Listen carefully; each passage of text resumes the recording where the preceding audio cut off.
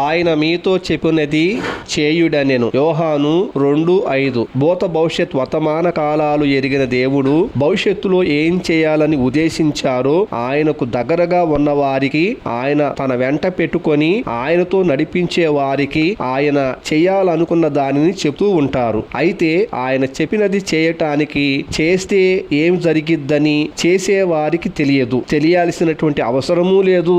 ఎందుకంటే ఆయనను నమ్మిన వాళ్ళు ఆయన చెప్పినట్లు చేయాల్సిందే కదా.